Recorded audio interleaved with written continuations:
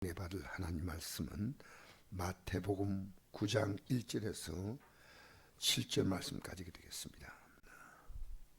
예수께서 배에 오르사 건너가 본 동네에 이르시니 침상에 누운 중병자를 사람들이 데리고 오거늘 예수께서 그들의 믿음을 보시고 중병자에게 이르시되 작은 자야 안심하라 내 죄사함을 받느니라. 어떤 세간들의 속으로 이르되 이 사람이 신성 모독하다. 예수께서 그 생각을 아시고 이르시되 내가 어찌하여 마음에 악한 생각을 하냐.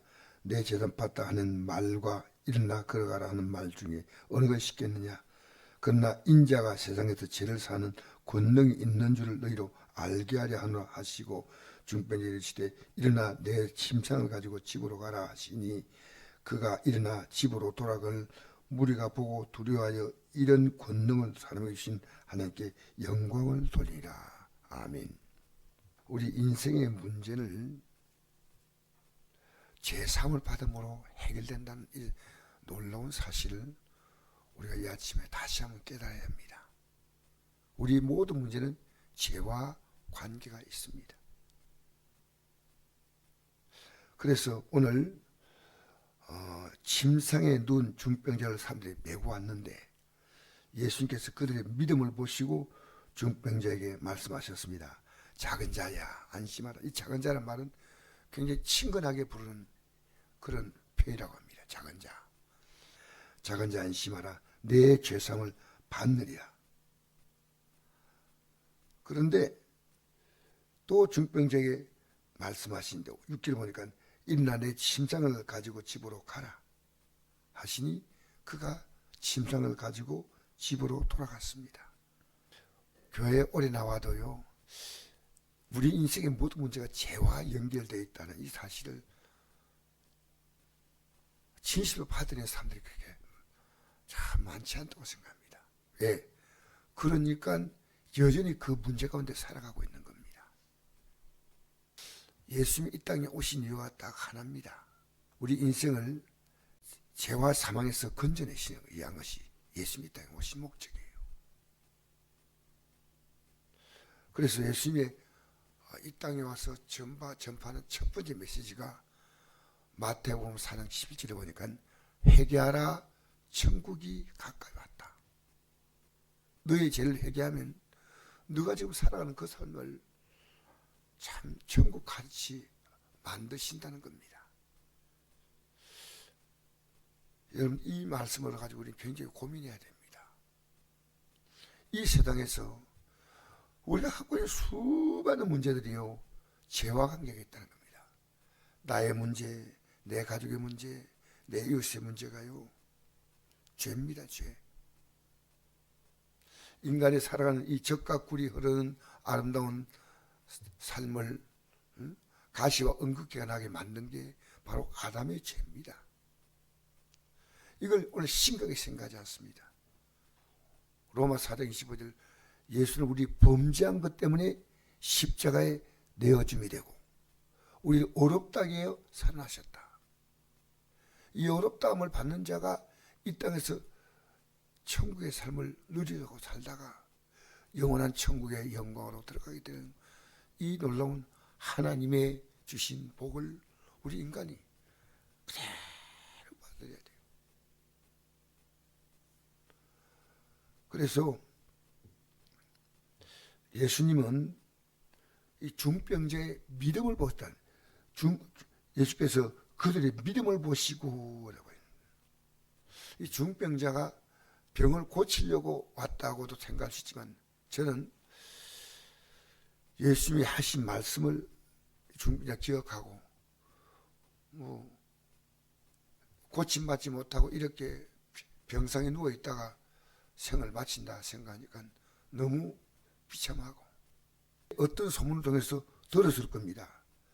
예수님께서 오셔서 병자를 고치고 그들에게 이렇게 말씀하셨다. 회개하라 천국이 가까이 왔다. 회개하라. 그럼 내가 예수님 가서 내 재산 받아야 되겠다. 주위에 있는 분들이 이렇게 같이 이 사람이 고통을 알고 침상에 누운 채로 데리고 왔습니다. 그런데 어떤 서기관들의 속으로 이르되 이 사람이 신성을 모독하다. 신성 모독하는 건 뭡니까? 하나님이라고 자기가 뭔데 하나님이라 하냐. 신성 모독. 왜? 죄사하는 것은 하나님만 할 수 있는 거예요. 예수께서 그 생각을 하시고 이르시되 너희가 어찌하여 마음에 악한 생각을 하느냐. 서기관들은 그 당시에 성경을 이렇게 기록하는 사람들입니다. 그러니까 상당히 신앙을 갖고 있는 사람들인데 속으로 생각인데 주님은 그 생각이 악하다고 했습니다. 그리고 아버지의 뜻은 아들을 보고 믿는 자마다 영생 얻는 것이다. 이게 요한복음 6장 40절입니다. 누가복음 5장 30절 보니까 예수께서 대답하여 이르시되 건강한 자에게는 의사가 쓸데없고 병든 자에게는 쓸데있나니 내가 의인을 부르러 온 것이 아니라 죄를 불러 해결시키려 왔다. 이 땅의 인생이 여러 가지 문제를 많이 겪어도 이 죄 문제가 해결될 때는 해결되지 않은 문제가 없습니다. 그리고 우리가 이 모든 행동이요, 하나님 이 죄는요, 성경이 말씀하고 있습니다. 5절 보니까 내 제사함을 받다는 말과 일어나 걸어가라는 말 중에 어느 것이 쉽겠느냐? 둘 다 어려운 겁니다. 제사함 받는다는 말이 어떻게 쉬운 겁니까? 일어나 걸어가는 것도 어떻게 쉽습니까? 둘 다 쉽지 않아요. 둘 다 뭡니까? 하나님만이 할 수 있는 일이에요. 제사함 받는 것도 그렇고 일어나 걸어가는 것도 하나님만 할 수 있는 일입니다. 그러나 인자가 세상에서 죄를 사는 권능이 있는 줄 너희로 알게 하라 하시고 중보에게 말씀하시되 일어나 내 침상을 가지고 집으로 가라 하시니 그가 일어나 집으로 돌아가거늘 무리가 보고 두려워하며 이런 권능을 사람에 주신 하나님께 영광을 돌리라. 오늘 여러분 답을 얻었어요. 우리의 복음 전하지 아십니까? 그 사람 문제를 해결하는 게 복음밖에 없어요. 지금요, 예수님을 적당히 믿으면 안 돼요. 죄는 모양도 버리라. 죄로 말미암아 모든 문제가 왔다는 이걸요 부정한다면 예수님이 이 땅에 오신 걸 부정하는 겁니다. 내가 살아가는 사소한 문제 속에서 하나님께서는 우리에게 말씀합니다. 그렇게 살지 말라는 겁니다. 여러분, 우리에게 주신 시간 우리 마음대로 쓰면 안 돼요. 우리에게 주신 물질하고 우리 마음대로 쓰면 안 돼요. 먹든지 마신지 나의 영광 안에 아니가 주님의 영광 안에서 주님의 뜻대로 우리는 써야 됩니다. 우리는 살아가면서 수많은 문제가 왜 이 문제가 왔을까? 내가 만난 사람에게 이 문제가 보여요. 나에게 보이고 이 문제가 보여요. 주님은 이 땅에서 우리 인생의 문제를요 해결 못할 문제가 없는데 우린 죄에 대하여 아주 담대해요. 죄는 미워해야 돼요.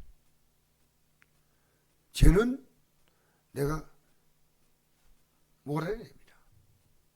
그래서 오늘 이 아침에 여러분 기도할 때요 우리에게 이 땅에 살아가면서요 건강한 삶을 산다는 것이 얼마나 중요합니까? 이게 죄와 상관이 있다는 겁니다.